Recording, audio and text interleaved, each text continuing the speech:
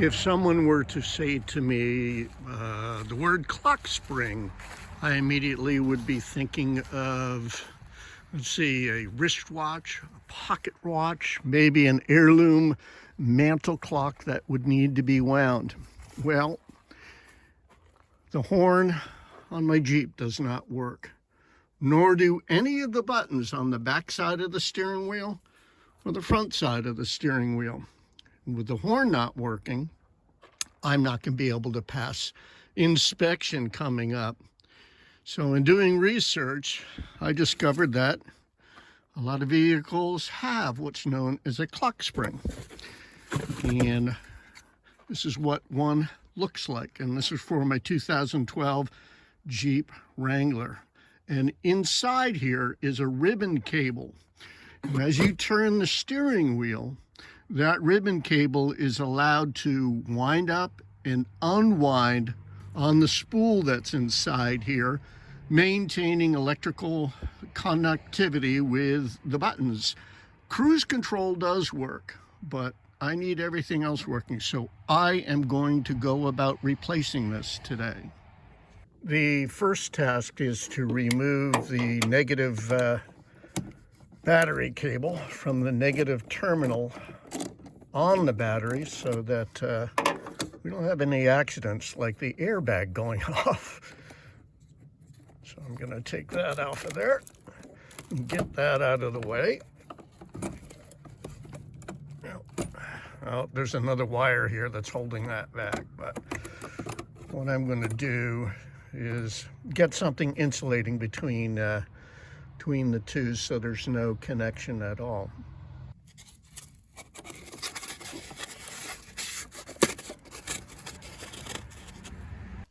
Well, the first thing I'm going to do is remove the airbag module, and that is held in place by a 10mm bolt in this hole and also one on the opposite side. So I will remove those two bolts.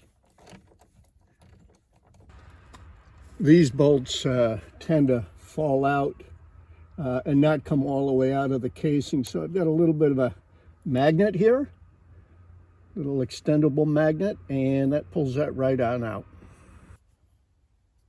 I was looking in the wrong place.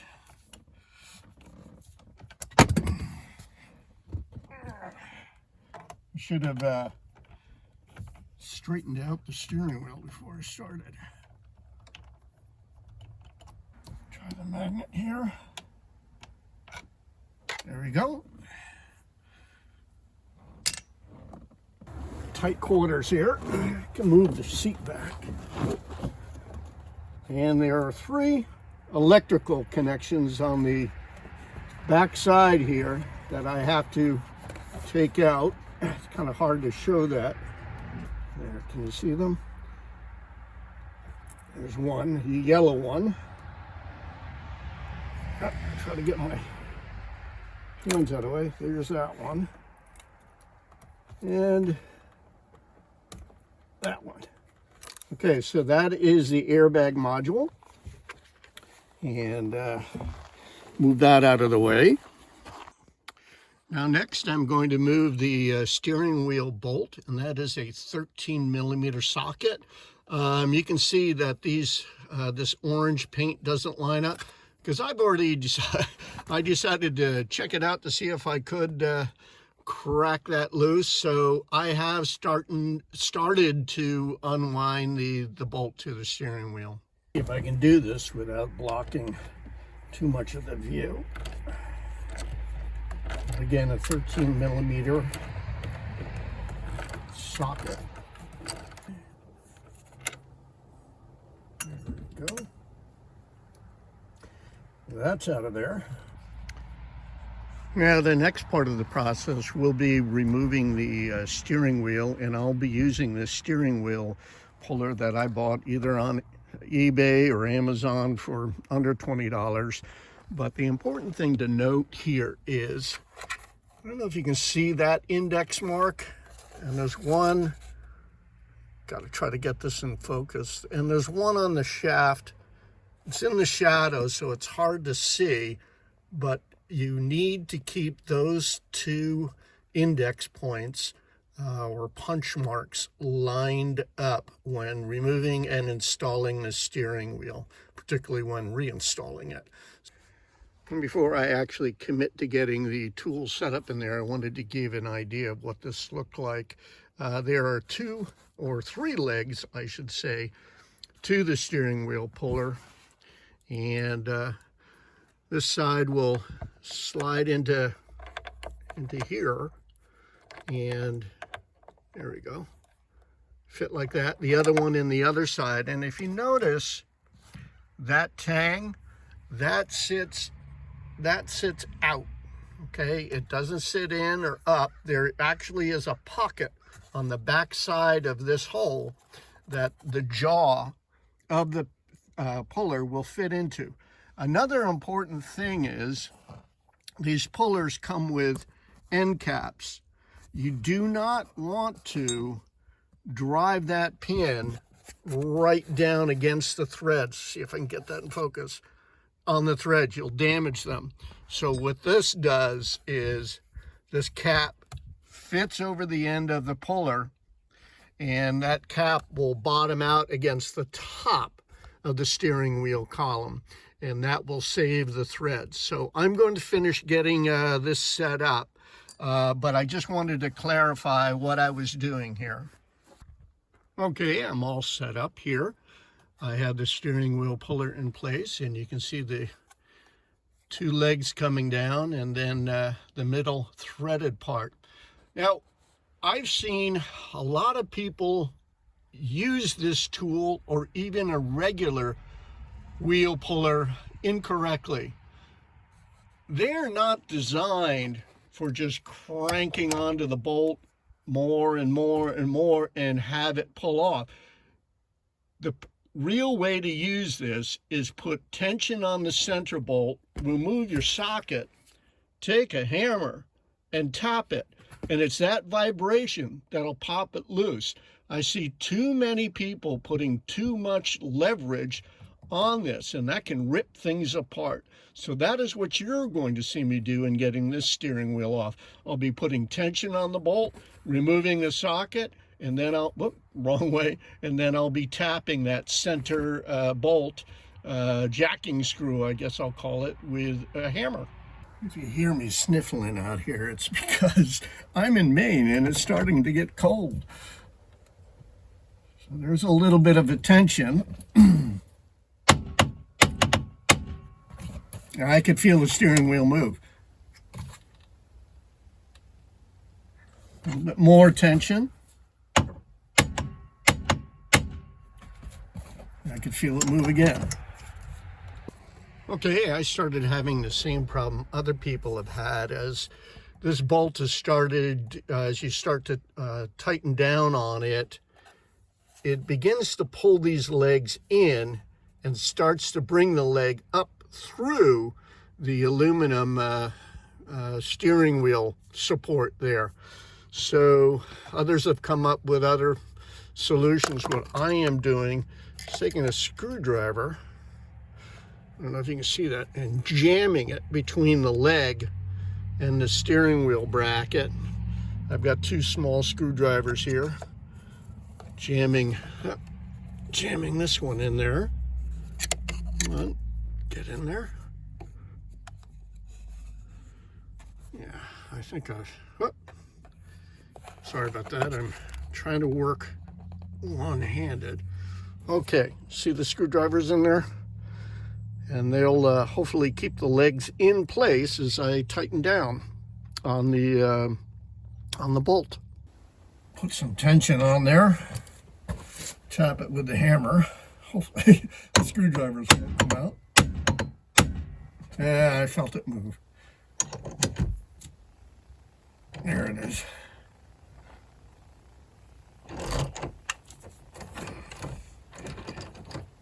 It doesn't take much effort.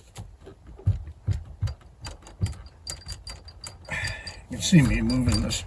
All right, come on, baby. Here it comes. Whoop. All right. Next, I've got to remove the electrical connections here. All right, now it's time to remove the bottom and the top cowling. How do you like all that dust? So there are 3 screws, torque screws, one underneath here, one there, and then one under the bottom. Now, I don't know what size they are, but I know that this construction screwdriver fits well. So I'll be using that to remove them. Now, I will say that these two, particularly this one, is up quite far, and you need some kind of long extension to get up in there, and I'll show you what I've got in just a moment. This is kind of a funky contraption and a little wobbly, but this flex shaft just so happens to fit onto the end of that bit, and I've got I think it's a 1/4-inch socket that is on my hand driver and that. All right, next I'm going to remove the clock spring assembly, which includes the turn signal and the windshield washer and light stalks, the 2 stalks that are fastened into the clock spring. First though, I'm going to see if I can get out the electrical connections. That one needs to be removed. And then there are 3 on the bottom, 1, 2, and then 1 over here. So let me do that first. I don't know, maybe I can do this one-handed. Yep, there comes one. Let's see, get the other one. It's a little hard, the depth perception of working through a phone. I probably have to get a screwdriver on that one.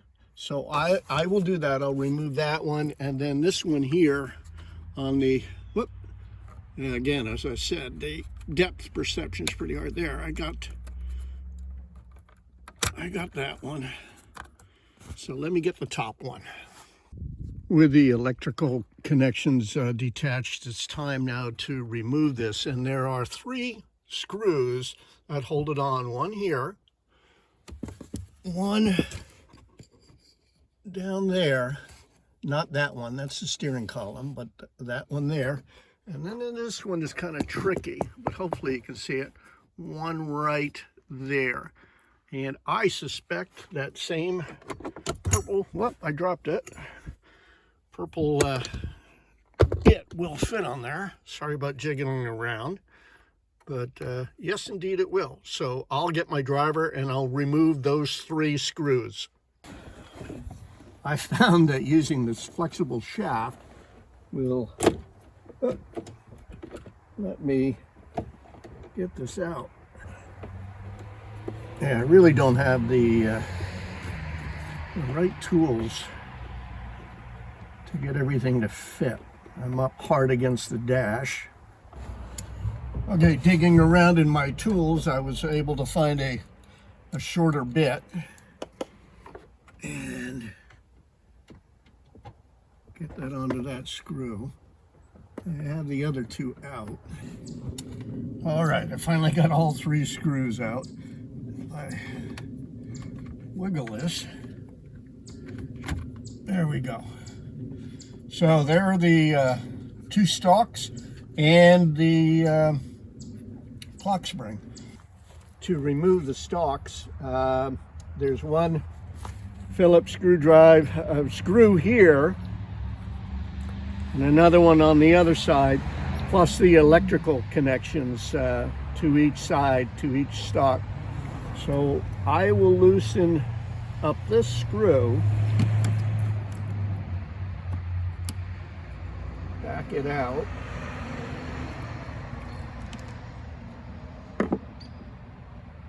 and start to pull that out. And I know that I have to then remove the electrical connection. So there's one stalk. There it is.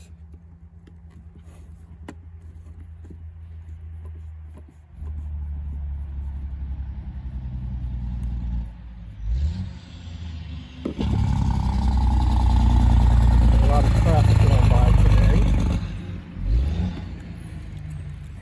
Pull this wire out. There we go. So this is the bad clock spring. Here is the new clock spring. So I have to attach these stalks to it and then insert it. When installing these stalks, they only go in. When installing these stalks, they only go in one way. And there we go. And I don't know if you can see that slot on that side and the one on my thumb side. You got to get this up in the air, closer to, and then it just slides in, and then adding the screw right there locks it into place, and also adding the electrical connection.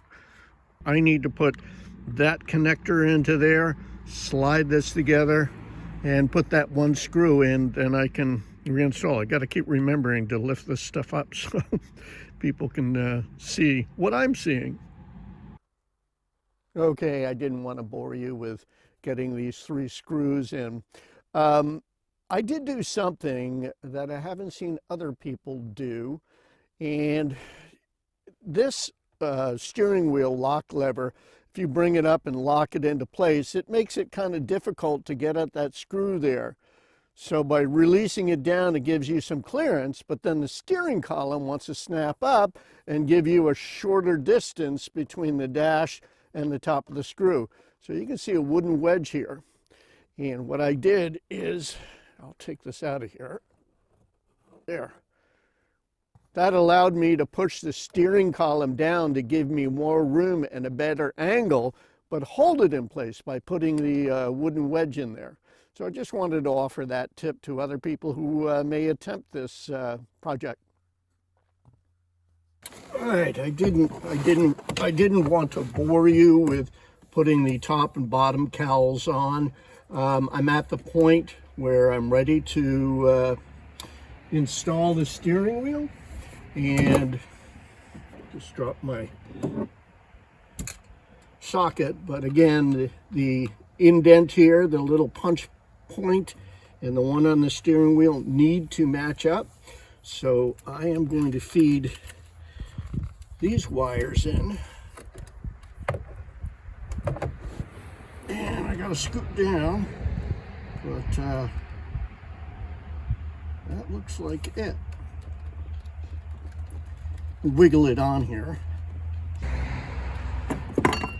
So I'm gonna start the bolt into place.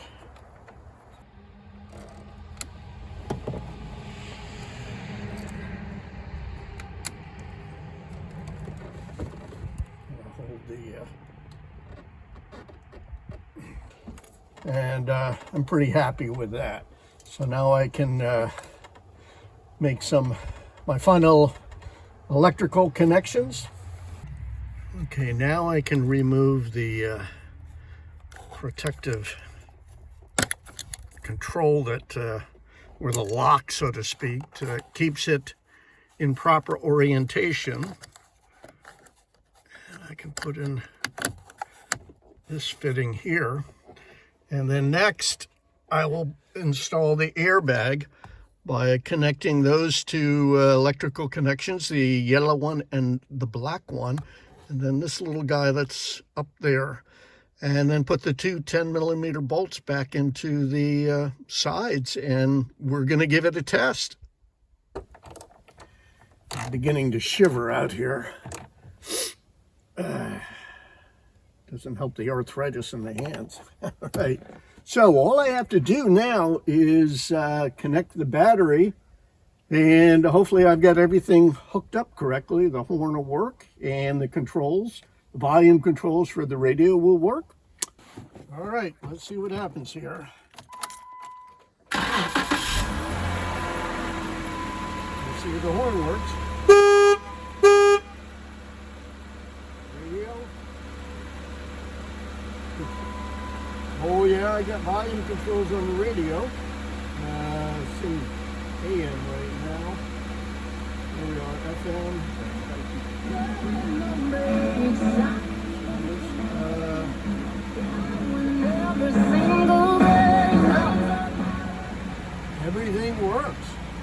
awesome.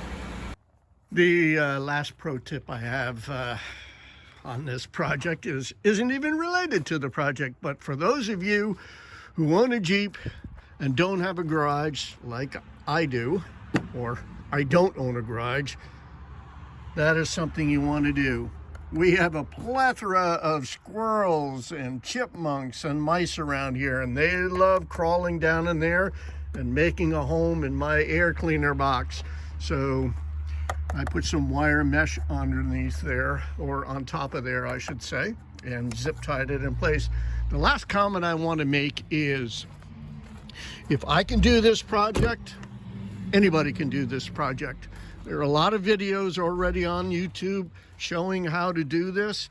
I watched and studied a bunch of them, and then I applied my own little tricks, coming from 38 years of doing boat building and working with different tools and working with what I've got. Also, it would take about an hour to do.